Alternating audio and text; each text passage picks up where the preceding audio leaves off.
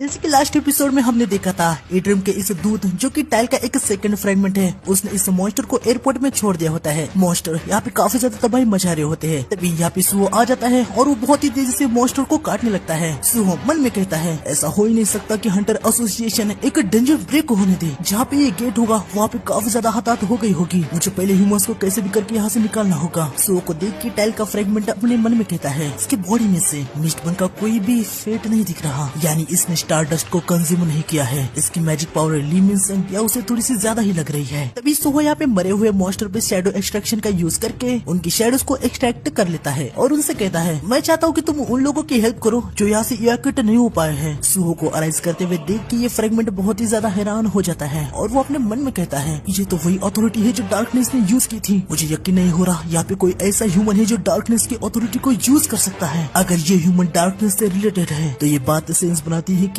जो इस ह्यूमन ने हाइना गिल्ड और स्टारडस्ट फैक्ट्री पे अटैक करके हमारे प्लान की धज्जियां उड़ा दी। अभी के लिए मुझे मेरी प्रेजेंस को हाइड करने की जरूरत है। इस दुनिया में हमारे एग्जिस्टेंस का इसे पता नहीं लगने दे सकते। तभी फ्रेगमेंट के पीछे से एक ट्रक उड़ के आ रहा होता है और उसकी तुरंत ही बाद ही वो ट्रक ब्लास्ट हो जाता है। सुहो फ्रेगमेंट को नॉर्मल बच्चा समझ के इसे बचाने के लिए आ जाता है और तभी सुहो के सामने वो सांड आ जाता है जो कि फ्रेगमेंट के कंट्रोल में है। उसे देख के सुहो कहता है क्या यही बॉस मॉन्स्टर है। बेरू सुहो से कहता है यंग मोनार्क, मुझे इस मॉन्स्टर से एट्रियम की एनर्जी सेंस हो रही है। अच्छा तो ऐसी बात है, इसका मतलब डंजन ब्रेक ये सब एट्रियम का ही किया जा रहा है। तभी बेरू को यहाँ पे किसी की प्रेजेंस सेंस होती है लेकिन वो समझ नहीं पा रहा था कि आखिर ये सेंस क्या है। यकीनन बेरू को यहाँ पे इस फ्रेगमेंट से ही कुछ सेंस हुआ होगा लेकिन वो समझ नहीं पा रहा है क्योंकि इस फ्रेगमेंट ने अपनी प्रेजेंस को छुपा दिया है। बेरू कहता है क्या मैं चीजों को बस ऐसे ही इमेजिन कर रहा हूँ। बॉस मॉन्स्टर इन पे अटैक कर देता है। सुहो अपने सारे स्टैट को स्ट्रेंथ में डाल देता है जो कि उसे लेवल 35 पे जाने के बाद मिले थे। अभी सुहो की स्ट्रेंथ 77 हो गई है। सुहो और बॉस मॉन्स्टर का पंच भिड़ जाता है। इसके बाद सुहो उसके मुंह पे एक और पंच जड़ देता है। यहाँ पे फ्रेगमेंट अपने मन में कहता है क्या ये मुझे बचा रहा है, शायद इसलिए क्योंकि मुझे ये एक नॉर्मल बच्चा समझ रहा है। वैसे इसने डार्कनेस की अथॉरिटी को यूज किया लेकिन ये डार्कनेस के कंपेयर में बहुत ही ज्यादा कमजोर है। हालांकि इसका पोटेंशियल अभी डिटरमाइन नहीं किया जा सकता। मैं लकी हूँ जो यहाँ पे मैं इससे मिला। मैं अभी यही इसे खत्म कर देता हूँ। लेकिन तभी यहाँ पे अपना चोई जोंग आ जाता है और वो कहता है अरे अरे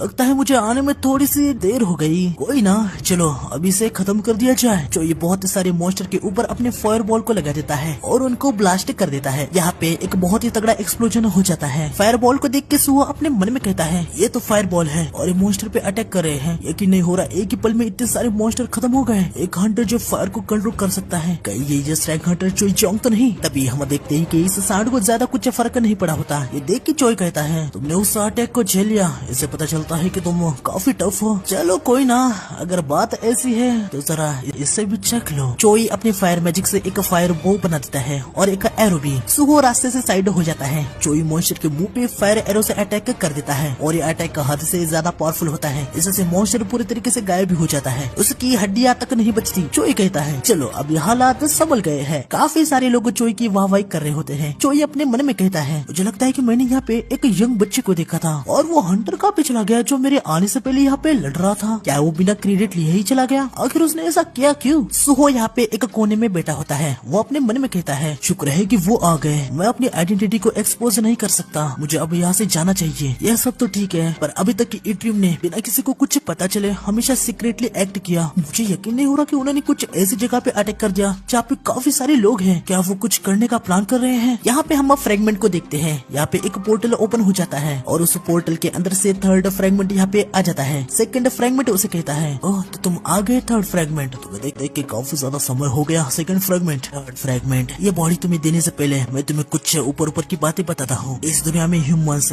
उनमें से काफी सारे मैजिक पावर को पजेस करते हैं। उनको हंटर कहा जाता है। हंटर में भी वहाँ पे इस रैंक के हंटर है जिनके पास बहुत ही ज्यादा मैजिक पावर है जिनसे हमें सतर्क रहना होगा। साथ ही इस दुनिया में एक ऐसा वेरिएबल है जिससे हमें छुटकारा पाना ही होगा। लेकिन तभी थर्ड फ्रेगमेंट सेकंड फ्रेगमेंट को रोकता है और वो कहता है रुक जाओ, बॉडी मिलने के बाद मैं सारी मेमोरीज को देख लूंगा। तुमने तुम्हारी ड्यूटीज को पूरा कर दिया है और प्लान के हिसाब से मैं तुम्हें एब्जॉर्ब कर लूंगा। ये सुन के हम देखते हैं कि सेकंड फ्रेगमेंट थोड़ा सा उदास सा लग रहा होता है। थर्ड फ्रेगमेंट उसे कहता है सेकंड फ्रेगमेंट क्या हुआ, क्या कोई प्रॉब्लम है? सेकंड फ्रेगमेंट कहता है नहीं कुछ नहीं, अब से सब कुछ मैं तुम पे छोड़ता हूँ। सेकंड फ्रेगमेंट अपने मन में कहता है नहीं, पर्सनैलिटी मुझे टेक ओवर करने से मैं इस दुनिया से गायब हो जाऊंगा। क्या मैं इस बात से सैड फील कर रहा हूँ? वैसे भी आखिर मैं कर ही क्या सकता हूँ? आखिरकार इस दुनिया में गॉड की विल को फुलफिल करना यही तो टॉप प्रायोरिटी होती है, ये सब कुछ ग्रेट क्रिएटर के लिए है। फ्रैगमेंट सेकंड फ्रैगमेंट को एब्जॉर्ब कर लेता है और हम देखते हैं कि वो अब एक एडल्ट हो चुका है और उसने सेकंड फ्रैगमेंट की सारी मेमोरीज भी पढ़ ली है। देख के फ्रैगमेंट कहता है, ये मेमोरीज जो सेकंड फ्रैगमेंट बता रहा था, मैंने बिल्कुल भी उम्मीद नहीं की थी कि यहाँ पे कोई ऐसा भी बीइंग है जो डार्कनेस की अथॉरिटी को यूज कर सकता है। सेकंड फ्रैगमेंट, तुम्हारा लास्ट डिसीजन गलत था, उससे छुटकारा पाना वेस्ट होगा क्योंकि हम उसे अपने फॉलोअर्स में बदल देंगे, फिर हम भी डेट को कंट्रोल कर सकते हैं। तो यही था आज के चैप्टर में। तो वीडियो आपको कैसा लगा प्लीज कमेंट सेक्शन में बता देना। नेक्स्ट एपिसोड के लिए भाई चैनल को सब्सक्राइब कर देना और बेल आइकन को ऑल पे क्लिक कर देना ताकि मैं जैसे वीडियो डालूं आपको तुरंत नोटिफिकेशन मिल जाए। तो मिलते हैं नेक्स्ट एपिसोड में, तब तक के लिए सायोनारा।